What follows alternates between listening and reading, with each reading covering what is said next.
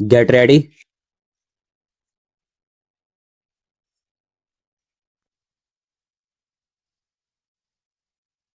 Start. Since yesterday, we have had a very fruitful exchange of opinions on the issues that have been covered in the midterm appraisal of the 10th 5 year plan. From the tenor of our discussions, I believe that there is broad agreement with the goals and policies suggested in the midterm appraisal, and that it can act as a blueprint for further action on development matters in the 10th plan. It can also act as the starting point for initiating work on the 11th 5 year plan. During the course of our discussions, a number of very valuable suggestions were made by chief ministers, which may require a review of some of our policies, programs, and approaches. I am certain that the Planning Commission has taken note of these suggestions and will act on them in the coming months. Today, India is at a historic point in its development trajectory. As I said in my opening remarks yesterday, we are now at a point in time where we can deliver growth at a rate of 7% to 8%. At this point in time, owing to the development over the last 2 decades, there are no external constraints to the growth of our country. It is very much in the realm of possibility for this country to become a prosperous nation, rid of the perennial problems of property, ignorance, and disease. The world is today looking at India with great interest as the saga of our development and rise to prominence on the international stage unfolds. Rare are such moments in history when a nation suddenly captures the imagination of the world.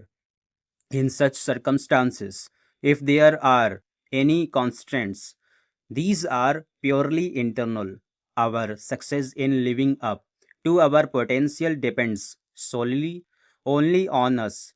No external force can be blamed if we do not rise up to everyone's expectations. Therefore, it is incumbent on all of us in this August gathering to ensure that we realize this potential. It is this vision of a resurgent India that must guide our actions while discharging our duties. As I had said earlier, the environment for India's development has never been as favorable as it is now. The challenge before us is to combine the economics of growth with the economics of equity and social justice. Another thing I want to say is that we want an ideal to be set up for the nation. It is only the performance of this august body which can set an ideal or and example for the people to follow. I do not say that people who have no respect for law and those who have committed any offense should be saved or protected. But then it can be done only by utilizing the funds of the people, collected from the people in a proper manner, so that we can positively make progress. For this purpose, I would request the Honorable House that if some amendments to the rules of procedure are necessary, we must think of it, and we must make the principles and the rules such that the house is not disturbed or no disturbances are created every day and our time is not wasted. Another aspect to which I would draw the attention of the honorable house through you is that economy is one of the most important factors, and economy has to be affected by us also.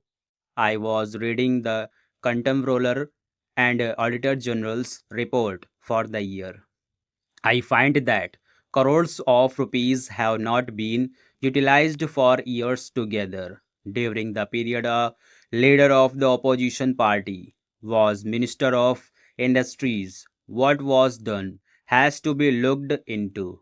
I would draw the attention of the Honorable House to the fact that if you read the whole book, you will find no manual of accounts, no statements, and no documents reconciling that the actual expenditure made and nothing could be done.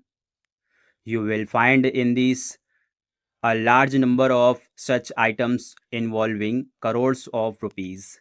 This has affected the economy of this country. What has been done about it? I would make a submission that wherever you find such wastages of money, in those cases, a very stringent view has to be taken, and those persons who are guilty must be punished. Individual responsibility must be fixed. That is why every time we are finding this criticism in this august house that the public enterprises are not making any profit, they are running in loss.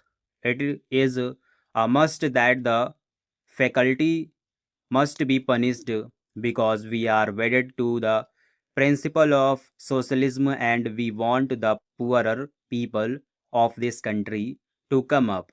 But with this sort of performance, it is impossible. The high ups or low ups, I do not know. Whoever is responsible, action must be taken against them. Otherwise, the economy will not improve as envisaged in the budget for the year under consideration. Stop.